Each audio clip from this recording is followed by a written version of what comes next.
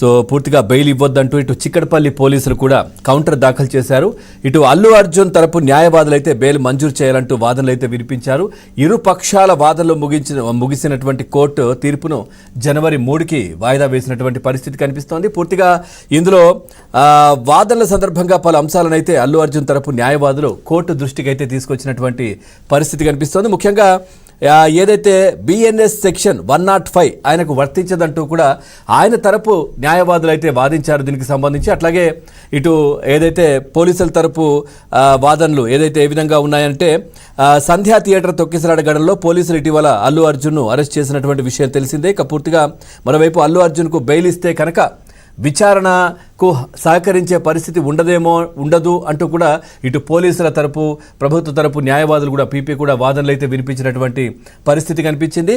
So పూర్తిగా ఏదైతే మనం తెలిసిన విషయమే సంధ్యా థియేటర్ ఘటనకు సంబంధించి కూడా 14 రోజుల రిమాండ్ ముందుగా విధించడం, ఆ తర్వాత మధ్యంతర బెయిల్ ఇవ్వడం, ఆ తర్వాత ఒకరోజు రాత్రి అల్లు అర్జున్ జైల్లో ఉండడం, ఆ తర్వాత నెక్స్ట్ డే రిలీజ్ అవ్వడం, ఆ తర్వాత జరిగినటువంటి పరిణామాలు కూడా మనం వస్తూ ఉన్నాం.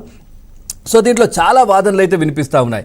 బెయిల్ ఇవ్వద్దు, సాక్షులను ప్రభావితం చేసే అవకాశాలు ఉంటాయి, అదేవిధంగా పోలీసు విచారణకైతే సహకరించరేమో, ఇలాంటి అనుమానాలు కూడా పోలీసులు వ్యక్తం చేసినటువంటి పరిస్థితి ఒకవైపు కనిపించింది. అదేవిధంగా అంటే ఈ సంఘటన అంటే ఈరోజు AP deputy CM Pawan Kalyan కూడా ఈ అంశానికి సంబంధించి స్పందించినటువంటి పరిస్థితి కనిపించింది. పూర్తిగా అంటే అక్కడ మీడియా చిట్ చాట్లో కొద్దిమంది విలేకరులు అడిగినటువంటి ప్రశ్నకు ఆయన స్పందిస్తూ పూర్తిగా అంటే ఇది గోటితో పోయేటటువంటి సమస్యను గొడ్డలి దాకా తెచ్చుకున్నారు అంటూ కూడా ఆయన ఒక అంశాన్ని అయితే దాంట్లో మాట్లాడడం జరిగింది. అదేవిధంగా ఏదైతే రేవంత్ రెడ్డి పేరు మర్చిపోయినంత మాత్రాన ఇంత పెద్దది చేస్తారని అనుకోవట్లేదు, అది అసలు అసత్య ప్రచారం చేస్తూ ఉన్నారు చాలామంది అంటూ కూడా మాట్లాడడం జరిగింది. రేవంత్ రెడ్డి ఒక డైనమిక్ లీడర్ అంటూ కూడా ఆయన ప్రశంసలు చేసినటువంటి పరిస్థితి. అదేవిధంగా కూడా అల్లు అర్జున్ ఒక్కడిదే ఈ తప్పు అయ్యి ఉండదు, తప్పు కాదు కదా అనే విధంగా కూడా పవన్ కళ్యాణ్ మాట్లాడినటువంటి పరిస్థితి కనిపించింది.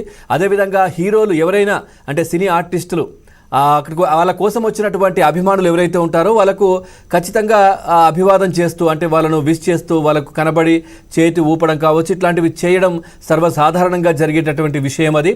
సో అదేవిధంగా కూడా ఒకవేళ అలా చేయకుంటే తర్వాత కామెంట్స్ ఏ విధంగా వస్తాయో కూడా పవన్ కళ్యాణ్ చెప్పారు. అంటే ఈయనకు చాలా బలుపు, లేదనంటే ఆయన అభిమానులు అంటే నిర్లక్ష్యం, సో పట్టించుకోవట్లేదు, ఈ విధమైనటువంటి కామెంట్స్ కూడా వస్తాయి. అట్లాంటి నేపథ్యంలో కూడా బయటకు వచ్చి వాళ్ళతో చెయ్యి ఊపడం కావచ్చు, ఇవి చేసినటువంటి పరిస్థితి అని కూడా పవన్ కళ్యాణ్ మాట్లాడారు. అదేవిధంగా కూడా ఏదైతే ఆ రోజు ఘటన జరిగిన తర్వాత నెక్స్ట్ డే ఒకవేళ అల్లు అర్జున్ వెళ్ళలేకపోయినా స్పందించకపోయినప్పటికీ కూడా సినిమాకు సంబంధించినటువంటి యూనిట్ ఎవరో ఒకరు వాళ్ళ ఇంటికి వెళ్ళి సంఘీభావం తెలపడం, మేమున్నామని భరోసా ఇవ్వడం, ఇట్లాంటివి చేస్తే బాగుండేది, మేమున్నాము అని ధైర్యం చెప్తే బాగుండేది అంటూ కూడా పవన్ కళ్యాణ్ మాట్లాడడం జరిగింది. అదేవిధంగా ఆ రోజు జరిగినటువంటి ఘటన అర్జున్ చెప్తా ఉన్నారు, నాకు ఆ రోజు తెలియదు, నెక్స్ట్ డే తెలిసింది అని. ఖచ్చితంగా ఆ సినిమాకి సంబంధించిన యూనిట్ కావచ్చు, ఆయన సిబ్బంది ఎవరైతే ఉన్నారో వాళ్ళు ఖచ్చితంగా ఆయనకు ముందు రోజే జరిగిన విషయం తెలియగానే తెలియపరిస్తే కూడా బాగుంటుంది అంటూ కూడా ఇటు పవన్ కళ్యాణ్ మాట్లాడినటువంటి పరిస్థితి కనిపించింది.